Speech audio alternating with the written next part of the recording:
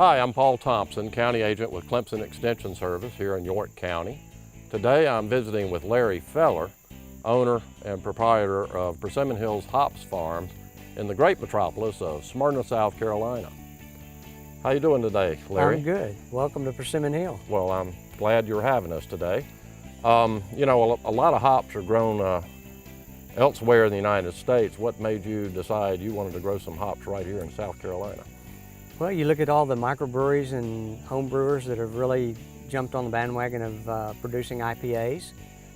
We thought, what better chance than to try some locally to see if we could actually grow some hops here to supply a local need. And when did you start this operation? We started initially in 2013 with some trials, and then we expanded those trials in 2014 to what you see today over a 3-year period of time. So how much acreage do you have here in hops production? We have a total of 1.5 acres. And that equals how many plants? Or? We are just under 1,200 plants. We're about, just under 1,200 plants. Hops are a perennial crop, so once you have them set, that crop should be good for 15, 20 years even, unless you want to change varieties. But you start out as a rhizome. We plant the rhizomes about 3 to 6 inches deep in a row, 3-foot centers, so that each plant has its own individual growth pattern.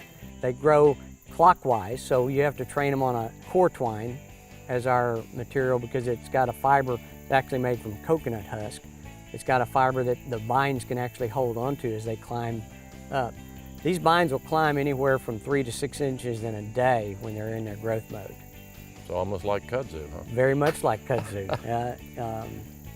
In fact, a lot of growth patterns like kudzu, yeah. Well, Larry, you harvest these about, in the late summer, early fall of the year. So you harvest everything at once? We do. By varieties, the Cascades will actually come off before the Nuggets. So that's what you see here. We've harvested the Cascades. Nuggets are about 2 weeks behind. From a harvesting process, we do it in August and September. And describe what the whole harvesting process is. Well, the process is very simple. We choose from a time standpoint to harvest everything at one time. Some people will come in and hand harvest, whether move ladders around and pick what's maturing, and we'll pick a standard maturing time that we want to pick them. We'll cut the bottoms, we'll let that hang for an hour or so, and then we come back in with our trailer that we modified with a scaffold system. We'll cut the top, lay it on the trailer, and actually take it up the hill, and then each vine is individually fed into our harvesting machine, which has rubber fingers that actually separate the leaves and the vine from the flowers. The flowers go one down into a bucket, the leaves and trash, what we call trash, goes out the back of the harvester. From that, then we take the buckets, we'll clean out any additional leaf material or stems that get by, and then we'll put it in our drying unit, which is a unit we bought out of New York, and it's a forced air dryer that has individual compartments, and we'll put between 3 and 5 pounds of hops in each one of those compartments, and then they sit on a dryer for about 24 hours. When you're drying it, how do you know when it's dried enough? What are you attempting to do there? We take measurements on a regular basis. Between 3 and 5 hours, we'll come in and weigh the baskets, each of those individual baskets, just to see where we are weight-wise in proportion to what we originally put in the basket, weight-wise.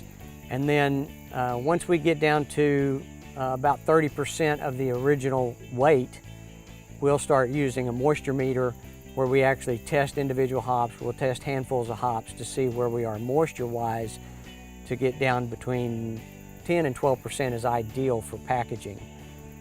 Once we're at that stage, from a packaging standpoint, it's a very primitive approach that we use for packaging, but we'll take those individual buckets, which we package in 1-pound bags. We built a PVC pipe with a colander system where we can pour them in that. We've got our vacuum packs bags already put underneath the PVC.